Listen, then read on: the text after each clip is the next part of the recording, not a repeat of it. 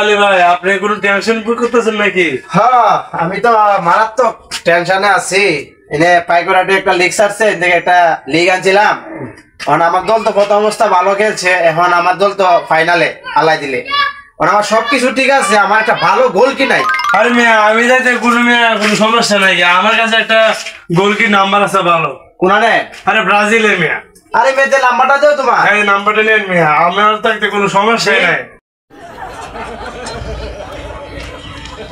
এই বেড়া, তুই না উঠতে বাইরেছিস বেড়া, তোর বাংলাদেশ থেকে বাইরে আইছে বেড়া।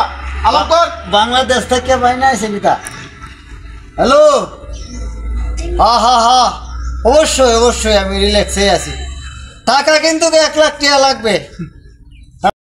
দেশের বিখ্যাত গৌলি। আচ্ছা ঠিক আছে, আসবো।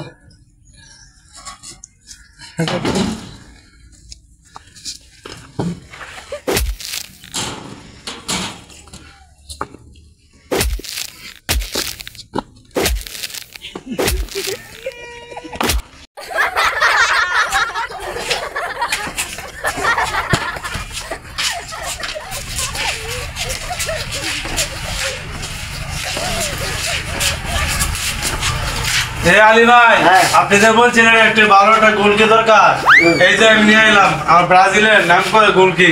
আরে পরিচিত হন। আরে আপনার আমার ম্যানেজারটা বাড়িতে চলেন। আচ্ছা ঠিক আছে, কইরা স্যান্ডেল লয়ে যাই। আচ্ছা সমস্যা নাই, চলেন। এই যে ওরা দেখ, বাংলার টাইগার লয়ে আইছি, ব্রাজিল থেকে গোল আনছি, এক কাটা ক্যাচ বেচছি 1 লাখ টাকা দিয়ে। সর্বনাশ, গেন্দা তো হাগলো হয়ে গেছে। হাই এ মিয়া, তুমি কি প্র্যাকটিস করবো না? কালকে তো আমরা ফাইনাল খেলা। আরে আমার তো প্র্যাকটিস লাগে না, আমি বিখ্যাত গোল আগে কইছিলাম বড়া বুকিয়া তো বড়া এটা। ওয়াও, কেরে আমারে দেখছেন না টিভি?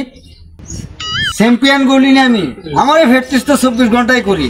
আচ্ছা তারপরে একটু প্র্যাকটিস কই দালাই যায় না, আপনারা তো মনের একটু আফিত্তি দেখে লই পাই। দেখেন সমস্যা নাই। হ্যাঁ, লাটটা হিরাইও দেখবার দেখালো কিরম হিরা বল।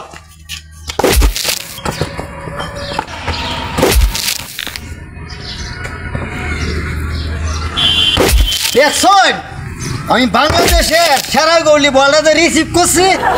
দেখছুন।